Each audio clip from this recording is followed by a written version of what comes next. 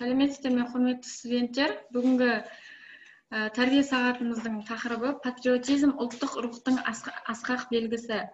Осы тақырыпта біз тәрбие сағатын өтетін боламыз. Жалпы патриотизм дегеніміз не? Сол жайында кім өзі қысқаша айтып өте алады? Қыздар, араларыңызда бар ма студенттер?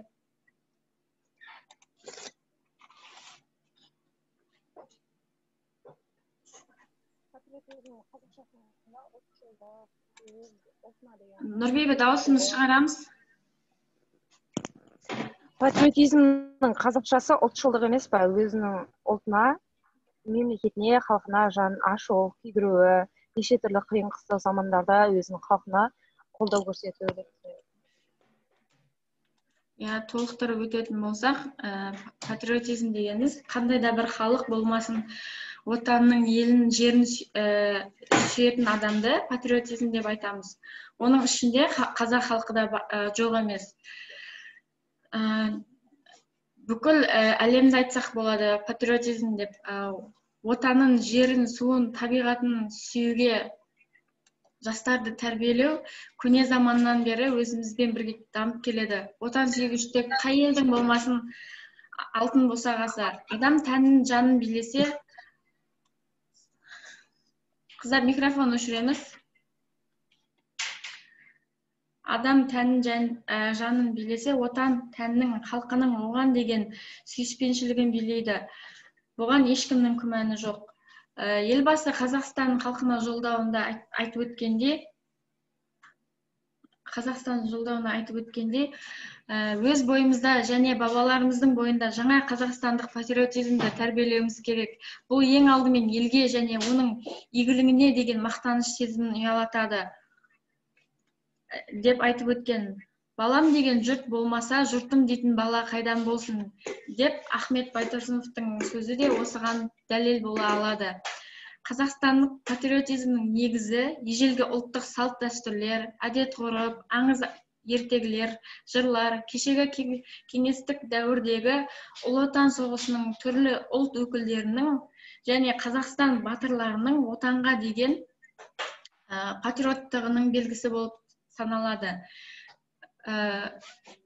Патриотизм жалпы екі түрге бөлінеді. Бірінші отаншылдық патриотизм, бұл елдіктің, мемлекеттің саналы түрде сезінуі. Мәселен, кез келген адамның өзі туып өскен жеріне бауыр басуы, ана тілін толық меңгеріп, оған құрметпен қарауы, өз отанының мүддесін ойлау, туған жеріне деген адалдық, өз елінің саяси, экономикалық, әлеуметтік және мәдени саласындағы жетістіктерін мақтан ету, өз отанының бостандығы мен тәуелсіздігін қорғау, ата-бабалары мен отанның тарихына құрметпен қарау.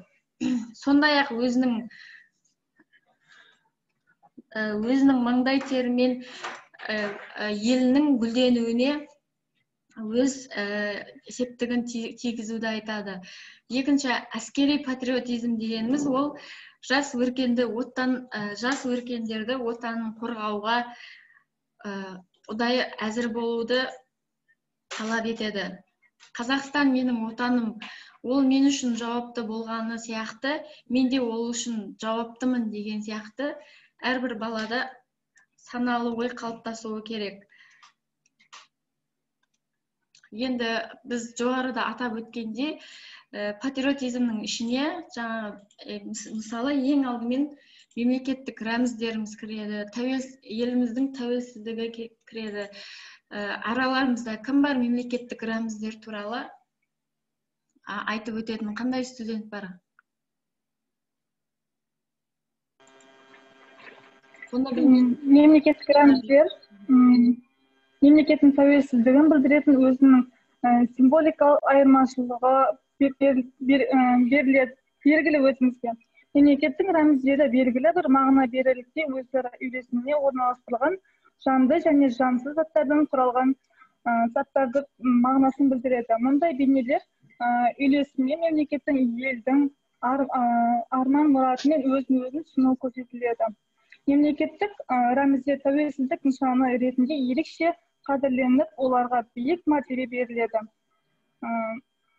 мемлекеттік рәміздер көне замандағы ру тайпаны қорғаушы болып есептелінгендіктен тотемдік аң құстың бейнелерін рудың, әулеттің, мал мүлкісіне салынатын ең таңбаларынан шыққан. Мемлекеттік рәміздерге ол біздің Қазақстан Республикасының мемлекеттік туы және елтаңбасы и әнұран жатады. Оларды атап өтсек, Қазақстан Республикасының мемлекеттік елтаңбасы ол негізгі мемлекеттің рәміздерінің бірі болып саналады. Қазақстан Республикасының рәміздері туралы конституция заң күші бар. Ол 1996 жылы қаңтардың 24-іне жарлығымен қабылданған. Оның мағынасына келетін болсақ, ол елтаңбаның бірінші көзге көрінетін шаңырақ көзімізге түседі. Мемлекеттің түп негізі болып саналады. Отбасының бейнесі болып есептелінеді. Шаңырақ ол күн шеңбері, айналанған күн шеңберінің қозғалыстағы суреті байқалады. Киіз үйдің күмбезі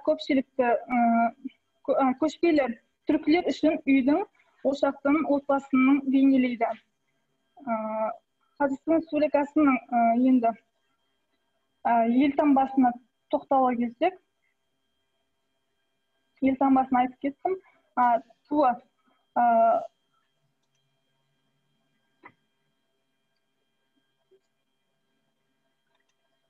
Туының авторы кім екен және? Туының авторы Шакен Ниязбеков. Қазақстан Республикасының мемлекеттік негізгі рәміздерінің бірі болып тоже ту қабылданады. Ол туының түсі көк түсті, аспан көкті болады, тік бұрышты келеді. Оның ортасына орналастырған күннің және бүркітті көруге болады. Және шет жағасына тік болып түсірілген қазақша оюлар бар. Енді Қазақстан Республикасының әнұранына тоқтала келсек, оның сөзі Жұмекен Әжібеденов, әні Шәмші Қалдаяқ. Жарайды, рахмет.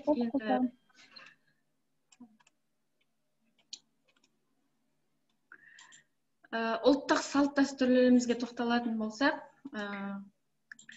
қай студент өз ойын айта алады. Яғни ол да бір патриотизмнің белгісі болып келеді. Салт дәстүрді білмеген, өз елінің салтын білмеген, ол патриотизмге жатпайды, иә? Сол сияқты. Мен айтсам бол ма? Жарайды, айта ғой, Гүлбану. Халқын сүйген, салтын сүйер деген халық даналығы бар. Яғни өздерің түсініп отқандай. Әр халықтың ұлттық танымын, көзқарасын, өзіне тән жеке ұлттық ерекшелігін білдіретін наным сенімі, әдет ғұрпы, салт дәстүрі бар. Ата-бабамыздан келе жатқан салт дәстүріміздің қаймағын бұзбай, ұмытылып кетуіне жол бермей, қазіргі қоғамда өте жарасымды етіп қолданып жүрген халықтардың бірі қазақ халқы. Яғни біз өте мақтанышпен айта аламыз. Халқымыз дәстүрге өте бай. Және салт дәстүрге бай болуы ол елдің мәдениетті әрі тәрбиелі екендігінің айғағы. Салт дәстүр ол ел өмірінің біте қайнасып кеткен рухани және мәдени азығы. Біздің халқымыздың өз ұрпақтардың қасиетті салт дәстүрінен өнегелі әдет ғұрпын ырым тыйыммен тәрбиелеп, ұлағатты ұл мен инабатты қызды теріс жолға түсірмей тәрбиелей білген.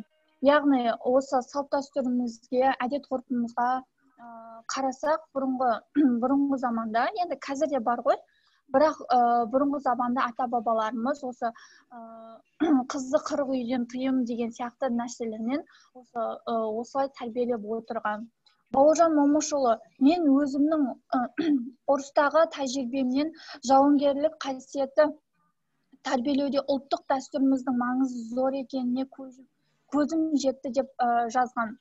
Яғни бұдан отаншылдықтың, ерліктің, мәрттік, жомарттылық, адамгершілік қасиеттерінен салт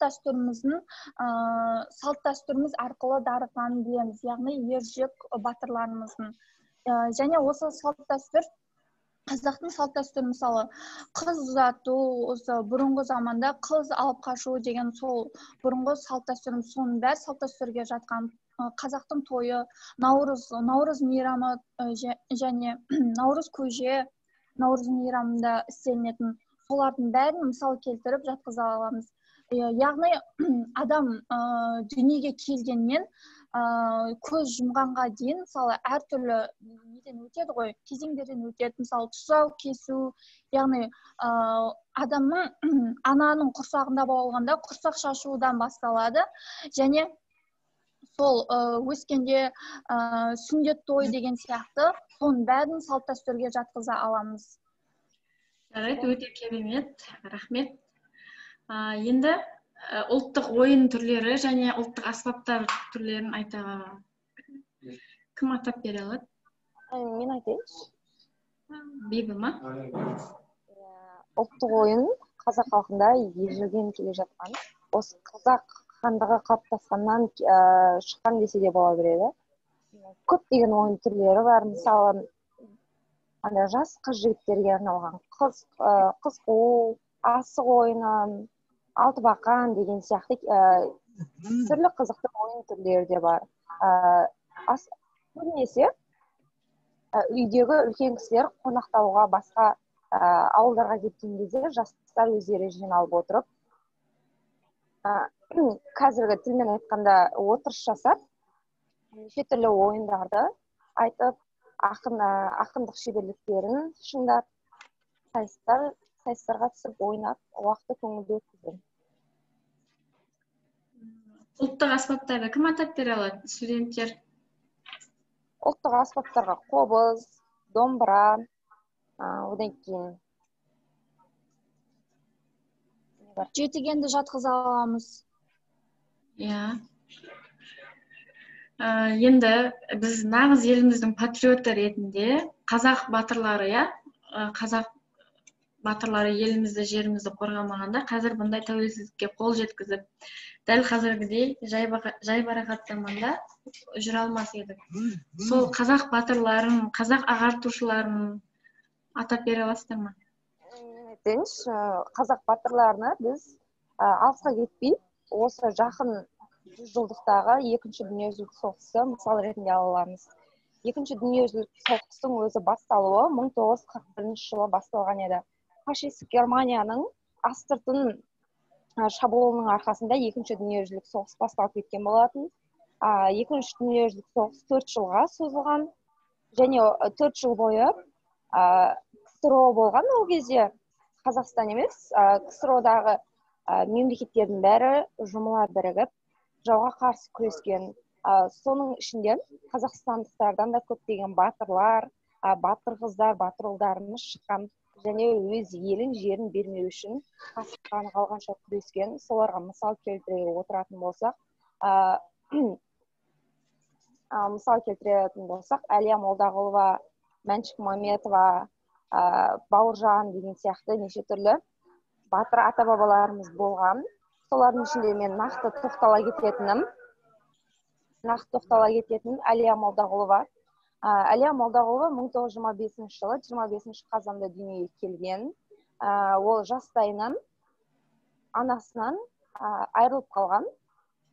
Анасынан айырылып қалған соң тағасының үйінде, қолында, яғни тәрбиеленген. 7 сыныпты бітірген соң олар училищеге, жаздық лагерьге кеткен болатын. Жаздық лагерьде жүрген кезінде, сол кезде соғысқа жіберу туралы жарлық шыққан болатын. Сол жарлыққа ол өз еркімен баруға, қатысуға ұмтылған, және де 1943 жылы снайперлер дайындау орталық әйелдер мектебін, 1942 жылы снайперлер дайындау әйелдер мектебіне түседі де 1943 жылы бітіріп шығады. Солай 1943 жылдан бастап ол 54-ші арнайы атқыш бригадасында снайперші болған, яғни ол жау әскерінің 30-дан аса сарбаздары мен офицерлерінің көзін жойған. 1944 жылы 14 қаңтарда Псков облысының солтүстігіндегі ауданында қаза тапқан. 1944 жылы 4 маусымда оған Кеңес одағының батыры атағы беріліп, Ленин ордерімен марапатталған. Қазіргі күнде Әлия Молдағұловаға көптеген аудандар, көшелердің аттары, мектептердің аттары берілген болатын. Неше түрлі ескерткіштер орнатылған, және де Ақтөбе облысының мемориалды музейде Әлия Молдағұлованың атына жұмыс жасайды. Осымен болды. Жарайды, рахмет, өте керемет. Ұлы Отан соғысының ардагерлерін біз өз еліміздің патриоты ретінде ешқашан ұмытпауымыз керек. Және біздің ең үлкен жетістігіміздің бірі ол тәуелсіздік. Тәуелсіздік алғанымыз, сол тәуелсіздік күніне арналған біздің бір студентіміз өзінің ақындардың өлеңін мәнерлеп оқып бермекші. Жазып жатыр чатқа. Нұрдана, Қазір. Естіліп жатыр ғой,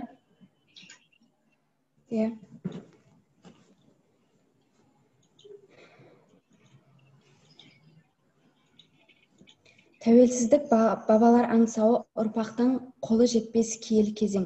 Тәуелсіздік таңбасы таста, қаны қара жердің тамырында жатқан құдіретті сөз. Еліміздің тәуелсіздік бесігін тербелгелі 27 жыл. 27 жыл ішінде Қазақстан етек жеңін ел болды. Бұл атадан келе жатқан ұлы жеңістің жемісі. 1991 жылы 16 желтоқсанда егемендік алған еліміздің өз президенті ұлты мен ұлысы, салты мен дәстүрі, мәдениеті мен экономикасы болды.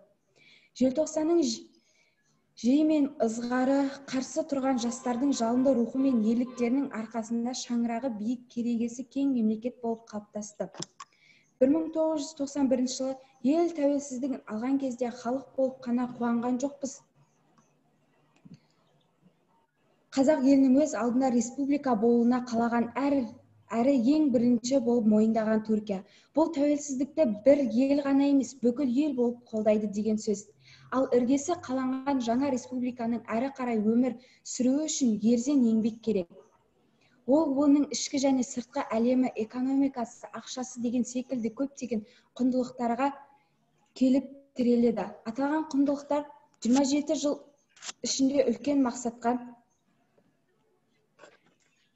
мақсатқа айналдырған еліміздің астанасы да бекітті. Тіпті бүгінде Астана арман қалаға айналды. Апорттың бүкіл ел сүйсінген Алматының өзінің мәдениеті мен әдебиетінің қаласына айналдырды. Өзінің ішкі туризм теңгесі ұзын сонар қара жолдар тарамдалып жатты. Болды, апай. Тәуелсіздік туралы баяндамаңыз, енді жарайды, рахмет.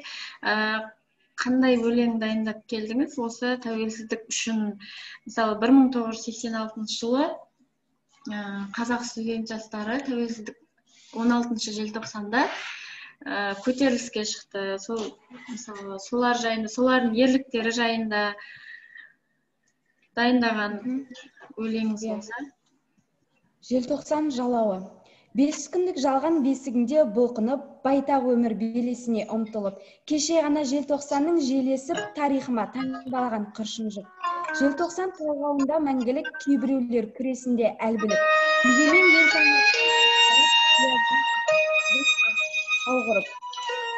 азатталып арландары қазақтың жарқырады төбемізден азат күн. Желтоқсан ұмытылмас мәңгіге ізі қалған Сабира Ербол ләззаттың. Желтоқсанда қайсар кеткен қайраттың күрегіне қызыл тілмен қайрабын. Азаттықтың үнін аңсап ақтаңнан Алатаудың арлан ұлып жататын. Тарихтың толғауына бөленіп бой түзеді егемен ел ерен ол. Жаса мәңгі Қазақстан отаным, жырлап өтем мәңгі сені өлең қылып. Жарайды, рахмет.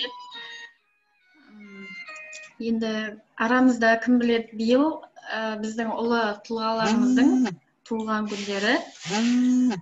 Соларды атап бере аласыздар ма? Кім, мысалы, атап бергенде өзім айта салайын. Абай Құнанбаевтың туылғанына және Әл-Фарабидің биыл үлкен мерекесі тойланып жатыр, иә. Соған байланысты енді арамызда бар ма Абайдың өлеңдерін білетін студенттер? Өз елінің патриоты ретінде. Айтсам бола ма, апай? Айта ғой. Абай атамыздың күн таппай мақтама деген өлең айтып берейін. Жоқ, жігіттер ойнардан күлкі қымбат. Жігіттер ойнардан күлкі қымбат, екі түрлі нәрсе ғой сыр мен сымбат. Арзан жалған күлмейтін шын күлерлік, ел табыса жарайды қыса сұхбат. Кейбіреу шығар үйден шықты, кейбіреу тыңдар үйден шыққанша, кейбіреу қояр көңіл ұққанша. Сөз мәнісін біреулер, кейбіреулер байлап жүр сөзіңнен бұл тарыспа. Болды, апай. Жарайды, рахмет. Және бар ма арамызда Абайдың өлең айтатын? Иә, бар. Айта. Сенбе жұртқа тұрса да қанша мақтап. Сенбе жұртқа тұрса да қанша мақтап, әуретеді ішіне құлық сақтап. Өзіңе сен өзіңді алып шығар еңбегің мен ақылың екі жақтап. Өзіңді сенгіштікпен әуре етпе. Құмарпаз боп мақтанды қуып кетпе. Жұртпен бірге өзіңді қос алдасып, салпылдап сағым қуып бойыңа еппе. Қайғы келсе қарсы тұр, құлай берме. Қызық келсе қызықпа, оңғаққа ерме. Жүрегіңе сүңгі де, түбін көзе. Сонан тапқан шын асыл. Тастай берме.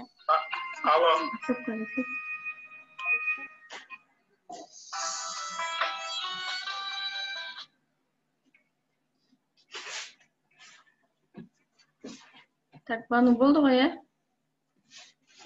Және бар ма арамызда сол ел туралы, туған жер туралы ақындарымыздың керемет өлеңдері бар? Айтатын студенттеріміз бар ма?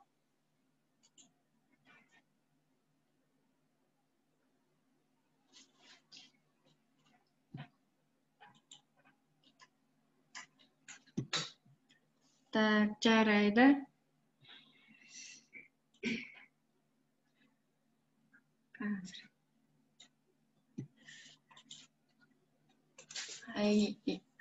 Енді қорыта келгенде, патриоттық сезімін ояту мақсатында елінің ұлы болсаң, еліңе жаның ашса, адамзаттың намысы болса, қазақтың ұлттық жалғыз мемлекетінің нығайып көркеюі жолында жан теріңді сығып жүріп еңбек ет.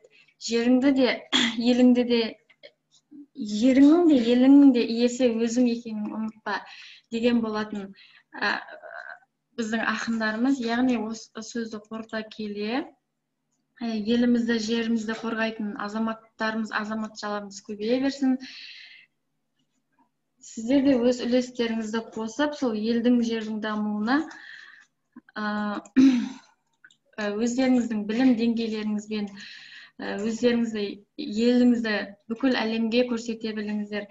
Болашақ дизайн мамандығы болғандықтан ұлттық мәдени, ұлттық кодымызды сақтай отырып, елімізді бүкіл әлемге таныта беріңіздер.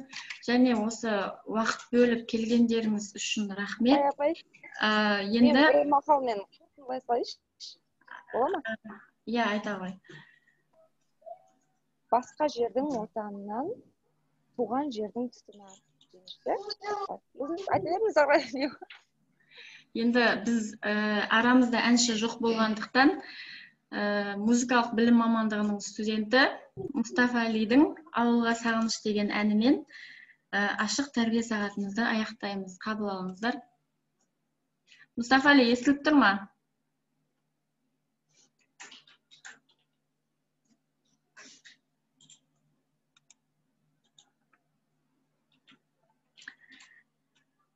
Мен естіліп тұрмын ба сіздерге?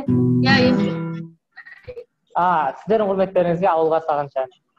Қабыл алыңыздар.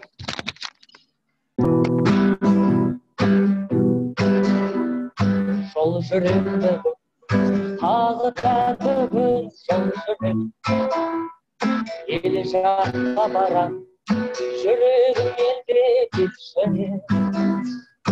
Ауылдың суы алдым аңсатып, күйбең тірліктің көрген жылары шаршады. Ауылға барам, бәрі де бұлар деп жақа. Аңқылдайды олар, қарамайды олар бар жаққа. Бауырым жайлы жұршатам, сүйеніп тұрып, анам сүйенген шарбаққа. Бауырым жайлы жұршатам, сүйеніп тұрып, анам сүйенген шарбаққа. Сол жүрегім бармаса келсе болмайды. Тынысымда жан жүрегім елге қалжайды. Ет жақындарым аттанып кеткен келмеске, көз көргендерге азайып қапал соқпайды. Ауылға барып бәрі де туар ел жақта. Аңқылдайдылар, қарамайдылар бар жаққа. Ауылым жайлы, бауырым жайлы сырқасам, сүйеніп тұрып, адам сүйенген шарбаққа. Ауылым жайлы, бауырым жайлы сырқасам, сүйеніп тұрып, адам сүйенген шарбаққа. Сүйеніп тұрып, әкем сүйенген шарбаққа.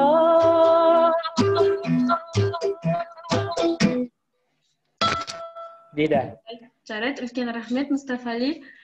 Рахмет сізге осылай уақытыңызды бөліп, біздің студенттерге. Сіздерге рахмет.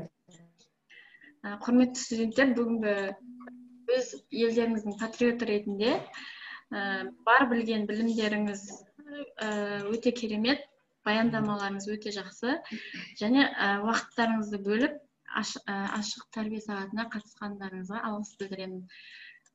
Сау болыңыздар, келесі сабақта кездескенше.